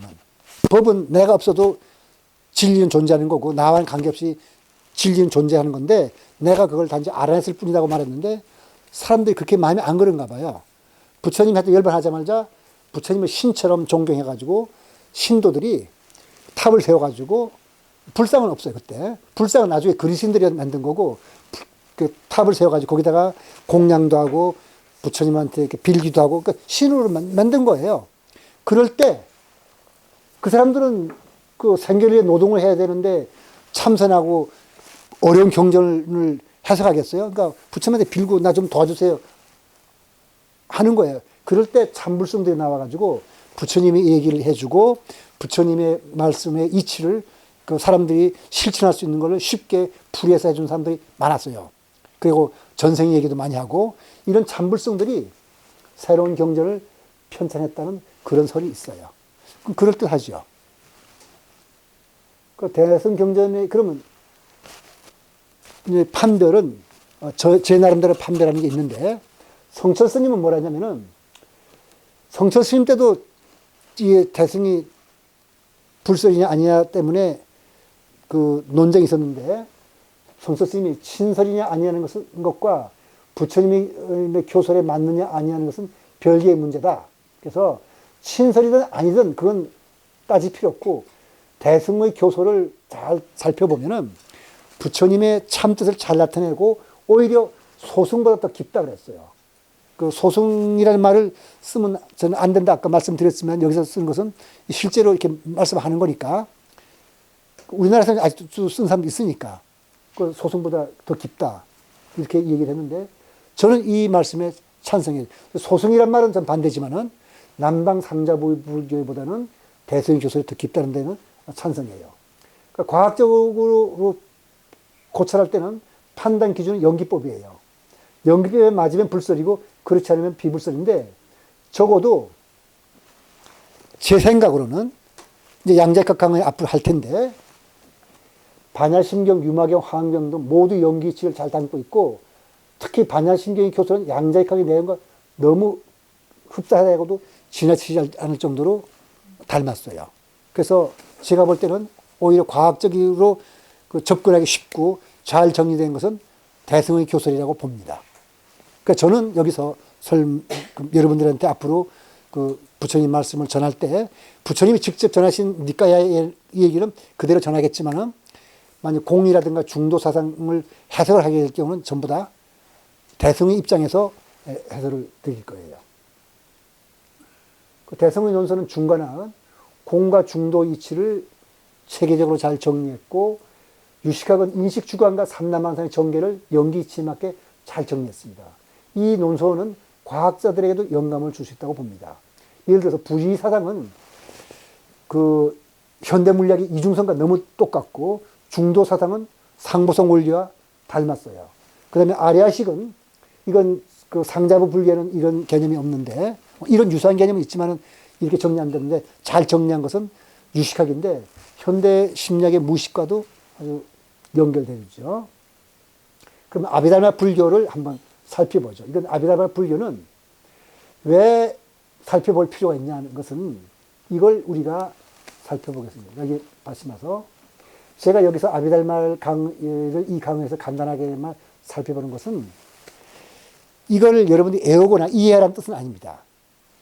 우리가 지금 뭘 착각에 빠졌냐면 그게 바로 그 불교가 하는 말인데 우리는 항상 어떤 틀을 통해서 세상을 바라봐요. 우리 현대인들은 어떤 틀을 통해서 세상을 보고 있냐면 서양 사람들이 마련해 준 그리스인들이 보던 그 눈으로 세상을 보고 있어요. 그러니까 그리스의 철학을 잘 정리한 것이 서양 철학이거든요. 그 서양 철학이 우리 알게 모르게 우리 교과 과정에 다 들어가지고 우리는 지금 서양 사람들이 사고하는 것과 같은 방식으로 지금 세상을 보는데 그건 하나의 틀이지 그것만이 아니에요. 그거 말고도 세상을 보는 방식이 다른 것도 있다는 걸 여러분들 이해하라는 뜻에서 이걸 말씀드린 겁니다. 그러니까 고집 부리지 말라고. 나만 옳다고 고집 부리지 말라고 해서. 그러니까 아비달마인들은 우리와는 전혀 다른 방식으로 세상을 보았지만 나름대로 세상을 훌륭하게 설명했어요. 다시 말해서 그건 그것대로 세상을 설명할 수 있어요. 우리 서양 철학만 갖고 세상을 설명하는 게 아니라. 그 다음에 현대 심리학자들 중에는 아비달마 불교에 주목하고 이를 연구하는 사람들도 많이 있습니다. 그러니까 현대 심리학자들이 아비달마 불교에서부터 어떤 그 아이디어를 얻기 위해서 아비달마 불교를 연구해요. 그래서 여기에서 설명한 내용은 아비달마 교학은 설일체 교학이 그 중심인데 설일체 유비 아비달마와 남방의 아비담마는 둘 다 아함의 교소를 기반으로 하고 있기 때문에 공통점이 많지만 아함과 니까의 차이가 있는 것만큼 역시 아비달마와 아비담마에도 차이가 있어요. 아비담마는 다음 시간에 그 2월달에 할 거고요. 여기 아비달마를 보죠. 존재라는 걸 불교에서 말하는 세상이란 경험하는 세상만을 말해요. 경험하지 못하는 세상은 논할 필요도 없고 존재하지도 않아요. 불교는 그런 걸만 말해요. 그리고 부처님은 5원 12절 18개로 설명했는데 설일체입에서는 이를 그대로 받아들이고 존재 요소를 분석하여 이 세상의 정신과 물질은 모두 5의 75법을 이뤘다고 봐요. 뭐냐면 5위라는 건 색법, 심법, 심서법, 불상행법, 무위법. 무슨 말인지 하나도 지금 모르시는 건 알겠지만 색법은 법은 아까 말한 대로 존재라 그랬죠. 존재 요소니까 물질의 존재 요소. 그 다음에 심법은 마음. 그 다음에 심서법은 마음의 작용. 그 다음에 불상행법은 마음과 그 서로 상응하지 않는 어떤 또 행동을 말하는 거예요. 무위법. 이것은 이제 열반 같은 건데, 요거 이제 뭔지 설명을 드릴게요. 법은 진리, 사물, 사물이 구성 요소니까 여기서 지금 말하는 법은 사물의 구성 요소를 말하는 거죠. 자, 그러면 이 사람들 어떤 생각이냐면 색법은 11개, 심법은 하나, 심서법, 불상행법, 무위법 이렇게 해서 여기 이것들이 색법은 색원, 그러니까 색이란 뜻이고 심법과 심서법과 불상행법 중에서 불상행법은 행원이고 심서법은 수원과 상원과 행원도 겸하네요. 그다음 식원. 여기 오원이죠. 색, 수, 상, 행, 식. 무위법은 거기에 속하지 않고요. 그 다음에 12조 18. 이건 나중에 우리가 또 기회가 있으니까 요거 이렇게만 설명드려서 우리가 단지 지금 색, 수, 행, 식까지만 얘기하기로 하죠. 그 색법은 물질인데 색법의 특징은 다음 5가지 요약할 수 있어요. 뭐냐면 파괴된다는 거예요. 루빠라 그러는데 파괴됨으로 색이라고 한다. 그 다음에 루빠는 모양이라는 뜻이 있는데 원래 의미는 파괴된다. 여기서 이 색은 그 모양, 형태를 말하는데 파괴된다는 뜻입니다. 원래 의미는. 색은 4원소, 그 지수화풍인데 경고성, 습윤성, 온난성, 운동성의 이런 성질과 4원소에 의해 존재하는 것이다. 그 다음에 색은 법처와 법계에 포함되어 있는 무표색을 제외하고, 무표색은 제가 좀 나중에 드릴 거고, 극미, 소립자를 말하는 거예요. 굉장히 조그만 그 물질 덩어리로 이루어졌으니까 지금으로 말하면, 물리학으로 말하면 소립자로 되어 있다는 뜻이에요. 따라서 색은 공간을 점유하며 다른 색이 동일한 공간을 점유하는 것을 방해한다. 그럴듯하죠. 색이 생기할 때는 지수화풍의 4대종과 색, 향, 미촉의 4가지 소조색이 결합하여 나타난다. 다시 말해서 지수화풍의 4대종이란 말은 아까 말한 대로 경고성, 습윤성, 온난성, 이걸 아까 움직이는 성질, 그것과 그 다음에 색과 향기와 맛과 접촉하는 이런 것을 결합하여 나타난다 하고, 색은 오근과 오경과 무표색의 11종의 닮아있다. 왜 이렇게 말하냐면 한번 볼까요? 여기서 우리가 말하는 그 불교의 철학이 잘 나타났을 거예요. 인신은 존재로서. 우리는 물질은 인간이 존재하는 상관없이 거기에 존재하는 객관적인 실제로 보는데, 이건 우리가 보는 거예요. 이건 그리스인들이 보던 생각이거든요. 근데 불교인들 그렇게 보지 않았어요. 세친의 구사론에는 사람의 인식작용을 기본으로 물질 존재를 분리해서 오구는 인식하는 물질이에요. 다시 말해서 아니, 비설, 신이라는 5가지 감각기관은 그 자체가 물질이지만 이것들을 통해서 본다, 듣는다와 같은 인식작용이 일어나니까 그 인식작용은 마음에 생겨나죠. 그렇다면 오근은 마음과 연결되어 있어요. 그러니까 물질 중에서도 마음과 연결된 물질이 오근이에요. 이런 식으로 세상을 바라보는 거죠. 그 다음에 이 점에서 오근은 물질이지만 돌이나 돌멩이와 같은 외부에 존재하는 물질과 달라요. 그렇죠. 돌이나 돌멩이는 마음과 연결 안 됐으니까. 오경, 인식되는 물질. 우리가 볼 때 색깔과 크기, 모양 등을 보는데 이들을 색이라고 하는데 이걸 색이라고 그래요. 우리는 색깔과 크기, 모양 등 색은 돌이 가진 성질이고 존재하는 것은 돌이라고 말해요. 그러나 구설에서는 존재하는 것은 색깔과 크기, 모양이 존재하는 것이지 돌이 존재한다고 보지 않아요. 이런 식으로 세상을 보는데 이것은 바로 어디서 말하는 것 같으면 현재 양자역학에서 말하는 것과 똑같아요. 그러니까 존재하는 물질은 인식된 것, 즉 오경이죠. 이게 바로 양자역학에서 아인슈타인과 보아의 논쟁을 연상시키는데 이런 식으로 세상을 볼 수 있는 거예요. 그러니까 돌이 존재하는 것이 아니고 돌에서 뭘 느끼나요? 단단함, 무게, 크기, 색깔 느꼈죠? 존재하는 것, 그것이 존재하는 것이지 돌이란 건 없다는 것이에요. 이건 나중에 양자역학으로 실험을 해볼 거예요. 누가 맞냐면 보아가 맞아요. 인식된 것만 존재하지 돌은 따로 존재하지 않는다는 거. 양자역학에서는 입자의 성질을 나타내는 물리량도 객관적으로 존재하는 것이 아니고 관찰자 측정에 의해 물리량이 나타난다고 봐요. 이것도 물리량이란 말이 바로 여기서 말하는 색깔, 크기, 모양 이것들은 본래 있는 것이 아니고 관찰자가 봤기 때문에 그것이 있는 거다 이렇게 말하는 거예요. 이런 식으로 세상을 볼 수 있어요. 근데 무표색. 이제 이거는 설일체유부가 주장한 건데 제가 동의한다는 뜻은 아니에요. 설일체유부 사람들은 이런 식으로 세상을 봤다는 뜻인데 외부로 나타나지 않는 색. 표업이라는 게 있어요. 표업이라는 건 뭐냐면은 외부로 표출된 행위, 내가 말하는 거, 그 다음에 그 신체적으로 뭐 때렸다든지 행동하는 게 다 마찬가지인데 표업은 오근과 오경을 근거로 하잖아요. 그죠? 근데 신체적인 행위는 형태를, 언어적인 행위를 말소리를 본질로 하죠. 형태나 말소리는 아까 봤더니 그 색이잖아요. 그죠? 따라서 표업은 바로 색이에요. 업은 색이에요. 근데 표업과 같은 행위는 행위를 하는 순간 또 다른 눈에 보이지 않는 다른 형태의 색법을 낸다는 뜻입니다. 우리가 행위할 때의 마음과는 다른 상태에 있거나 다르지 않은 상태에 있거나 혹은 무심의 상태에 있거나 유의 상태에 있거나 간에 항상 우리의 삶에 영향을 미치는데 내가 무슨 행위를 하는 순간 그때 그 행위가 끝나자마자 눈에 보이지 않는 어떤 내 마음의 준비, 다음으로 말할 어떤 생각 이런 것들을 하게 되니까 이것은 눈에 보이지 않는 업이에요. 그래서 유배에서는 이걸 무표업이라 부르는데 표업의 본질이 물질이기 때문에 무표업 역시 물질 일종으로 봐서 무표색을 한다.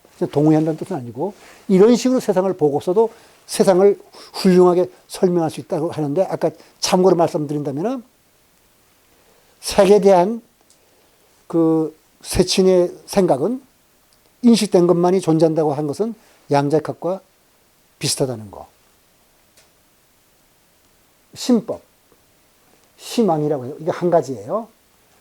18개에서 6가 60개와 의계를 분리하지 마음은 하나예요. 마음이 발동하는 대상에 따라 안식, 이식 등으로 분리했을 뿐이고 18개는 육근 더하기 육경과 육식이죠. 그러니까 눈으로 보는 것은 뭐 안식, 이식, 그 다음에 뭐 설식 등등 얘기죠. 육근은 6가지 감각기관, 안계, 이계, 비계, 설계, 신계, 의계. 육경은 그 색계, 성계, 향계, 미계, 촉계, 법계. 그 다음에 육식은 육근과 육경이 만난 이런 인식작용이죠. 이건 뭔지 알겠죠? 육근은 우리 감각기관이고 육경은 바깥에 육근의 대상이 되는 그 세상이고 육식은 그 바깥에 보이는 육경과 우리의 감각기관이 만나서 만든 우리의 인식작용이라는 것이 18개죠. 네. 아비다나 불교에서는 대승불교 유식과 달리 마음을 다시 말해 일체를, 즉 유의와 무의의 세계를 가능케 하는 근원적으로 생각하지 않아요. 유식은 모든 것이 마음에서 나왔다고 보는데, 여기는 마음도 75가지 요소 중 하나일 뿐이다, 이렇게 봐요. 그래서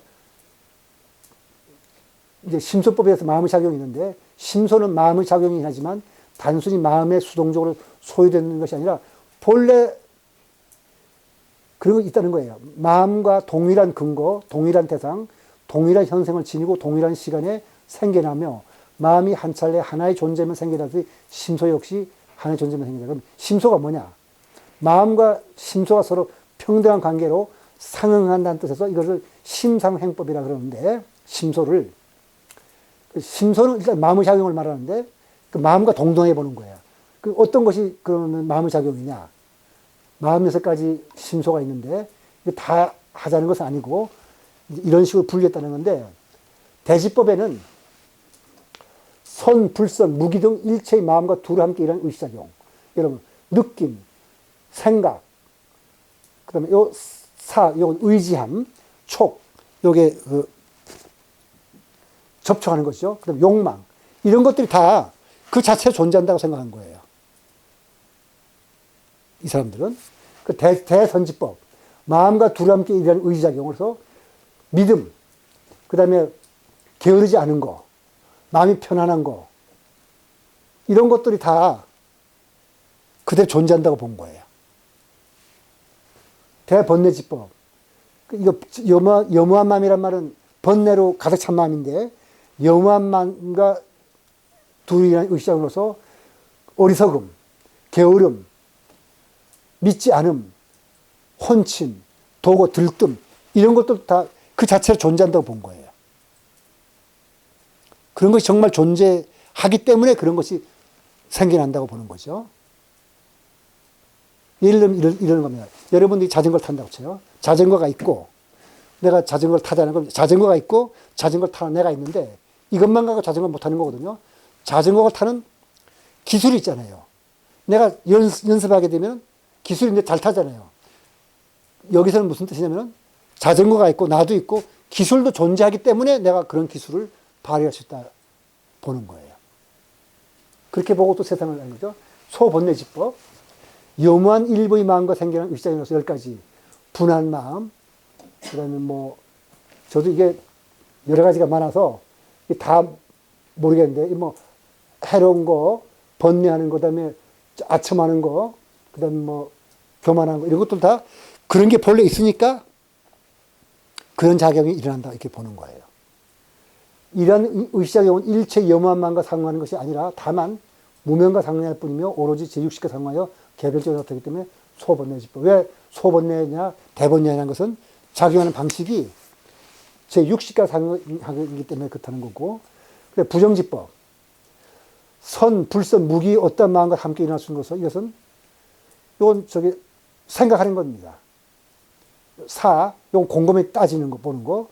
수면, 악작, 탐, 진, 난, 의심한, 이런 것도 다 그런 것들이 있기 때문에 그런 작용이 나타난다고 이렇게 보는 거죠. 그 다음 불상응법, 마음과 상응하지 않는 힘. 득, 비득. 득은 뭐냐면 유정들을 하여금 자신이 사유속한 유의제법이나 무의법을 획득하고 성취하기 힘인, 그러니까 획득하고 성취하게 하는 힘이 있으니까 그런 것이 가능하다, 이렇게 본 거고요. 그러니까 비득은 성취 못하게 하는 힘이 있으니까 성취 못한다. 이런 식으로, 이런 걸 제가 찬성해서 말씀드리는 것이 아니라, 이런 식으로 세상을 설명하더라도 설명할 수 있다는 걸 말씀드리고자 해서 이걸 보여드리는 거거든요. 동분.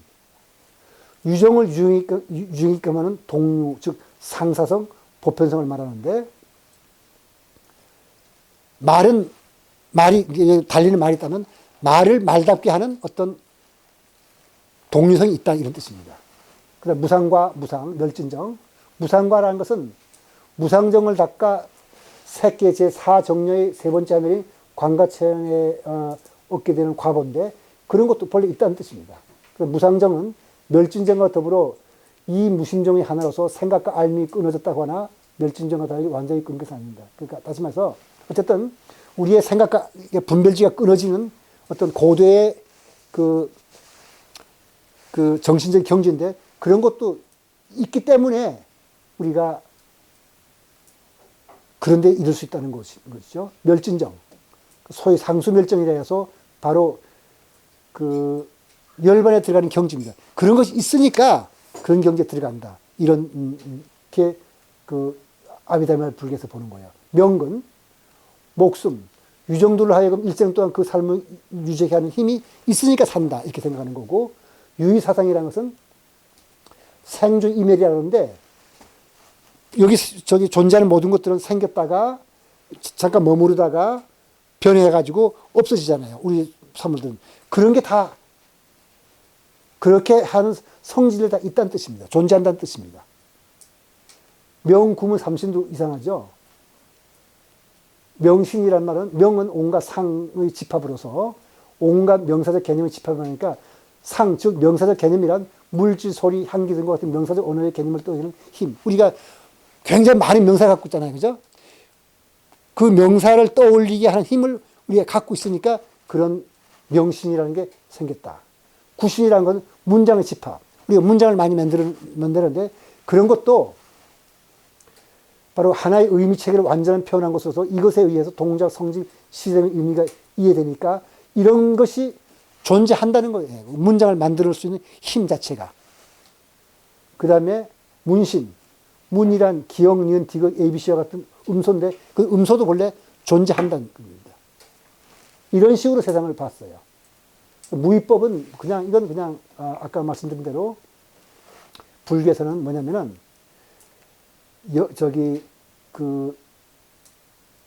우리가 아비다메 불교에서 말하는 세계라는 것은, 유의세계라는 것은, 자제심에 의한 것도 아니고, 우연의 산물도 아니고, 의식적이든 무의식적이든, 자신의 의도에 따라 경험된 세계에서 찰나상 찰남이라는 제법이 원인과 조건에 따라 화합이 생기는 것인데, 이 유의법은 일시적인 것이면 영원하지 않아요. 근데 무의법은 더 이상 조건에 의해서 조작되지 않고, 소멸되지 않는 영원 불변의 어떤 열반의 세계, 그런 것도 존재하기 때문에 우리가 거기에 도달할 수 있다. 이렇게 봐서 그게 5.75법입니다.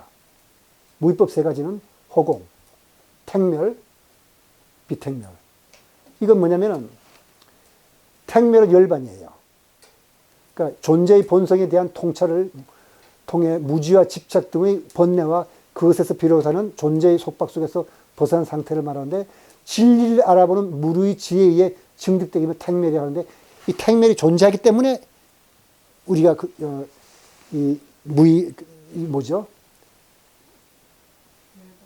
열반이 이룰 수 있다. 그 비택멸, 무르의 지혜에 의하지 않고 저절로 획득되는 열반을 뜻한다. 이런 것들 다 존재한다고 본 거예요. 그러니까 이런 식으로 우리가 여기에 5.75법 하나하나를 따져가지고 이게 의미를 찾는 것은 아무 의미가 없지만은, 여기서 이렇게 소개시켜드리는 것은 이런 식으로 세상을 분류하더라도 이 세상 일을 설명 다 할 수 있어요. 그러니까 우리가 설명하는 방법만이 유일한 방법이 아니라는 걸 말씀드리려고 이런 걸 소개드린 겁니다. 그러니까 우리가 여기서 말씀드리는 것은 우리만 옳다고 고집하지 말고 세상을 바라보고 설명하는 틀은 여러 가지가 있다. 그래서 우리가 중도 입장에서 다 이렇게 나와 다르더라도 그런 것이 있을 수 있다는 것을 인정하는 중도의 자세로서 보자는 뜻에서 오늘 아비다메 불교를 설명을 드렸습니다. 제가 강의할 때 사실 뺄까 말까 하다가 이거는 우리만 옳다는 생각에서 벗어나려면 이런 식으로 세상을 보는 것도 있다는 걸 말씀드리는 게 좋겠다 해서 강의에 넣었던 겁니다. 오늘 강의 여기서 마치도록 하겠습니다.